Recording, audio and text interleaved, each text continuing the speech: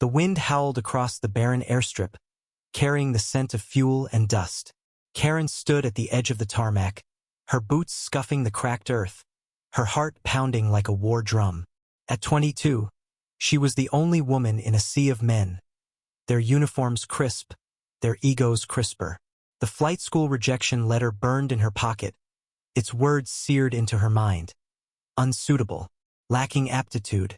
The laughter from the pilots still echoed sharp, mocking, a blade to her dreams. She wasn't here to beg. She was here to prove them wrong. The airfield was a proving ground, a place where men like Captain Hayes strutted, their medals glinting under the Arizona sun. Hayes, with his square jaw and colder eyes, had signed her rejection himself. "Flying's no place for a girl," he'd said, his voice dripping with condescension. The others, Tom, the cocky ace, Riley, the quiet one who never met her gaze, and Buck, the loudmouth ad, laughed along. Karen's dream of piloting an F-47 Thunderbolt, the beast of the skies, was a joke to them. But she'd spent nights in her father's garage, wrenching together a scrapped plane, studying manuals by lamplight, her hands stained with grease and resolve. Today was the air show, the annual spectacle where pilots showed off their skill. Karen wasn't invited, but she'd rolled her rebuilt F-47 onto the field at dawn, its patchwork fuselage gleaming defiantly. The crowd murmured, sensing a storm brewing. Hayes stormed over, his face a mask of fury. "You're trespassing, Karen. Get that junk heap off my runway."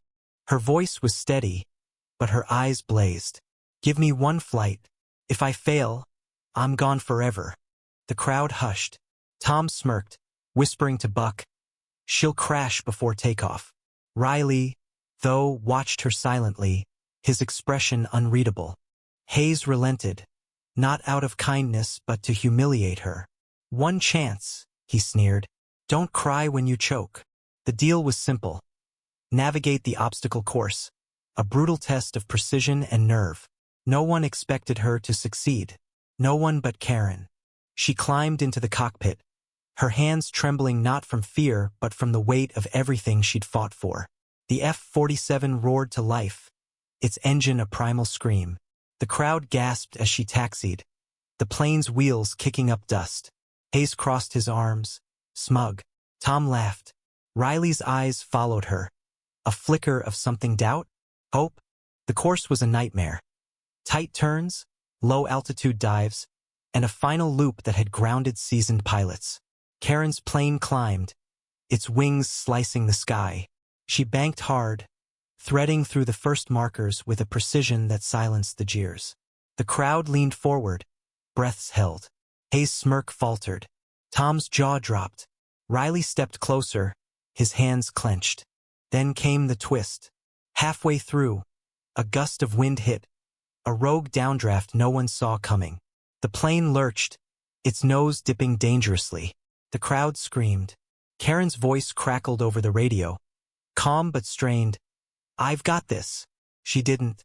The plane spiraled, metal groaning. Hayes muttered, "Told you." But then, a figure sprinted toward the control tower. Riley. He'd been a mechanic before a pilot, knew the F-47's quirks. He grabbed the radio, barking adjustments to Karen. "Ease the throttle. Pull left now." His voice was steady, urgent, a lifeline. Karen listened, her hands moving like lightning. The plane steadied, climbing back into the course. The crowd roared as she nailed the final loop, a perfect arc against the blue. She landed hard, the plane skidding but holding. Silence blanketed the field, then erupted into cheers. Hayes stood frozen, his authority shattered. Tom looked away, ashamed. Riley met her gaze as she climbed out, sweat-soaked but triumphant, and nodded a quiet acknowledgement. But the victory was bitter. As Karen stepped onto the tarmac, Hayes approached, his face a storm. "You got lucky," he spat. "This changes nothing. You'll never fly for us." The crowd's cheers faded as his words sank in. Karen's triumph was hers alone. The system wouldn't bend. She'd flown circles around them, but the gatekeepers held the keys. Riley stepped forward, his voice low. "You don't need their approval. You're already better." His words were a bomb, but they couldn't erase the truth. Her fight was far from over. That night, Karen sat by her plane, the stars cold above. She'd proven her worth, but the world wasn't ready for her wings. The F-47 stood silent, a monument to her defiance. Riley joined her, offering a cigarette. "Why'd you help me?" she asked. He shrugged, his eyes distant. "Because I know what it's like to be invisible." His own dreams, she learned, had been crushed by the same men years ago. He'd stayed quiet, but her fire had rekindled something in him. The next day, Karen left the airfield, her plane towed away. She didn't cry. She didn't break. She vowed to build again, to fly again, somewhere they couldn't stop her. The men who laughed were left with the echo of her engine, a sound they'd never forget. What does justice mean when skill isn't enough to change hearts? Share your thoughts on where courage meets resistance in a world that refuses to bend.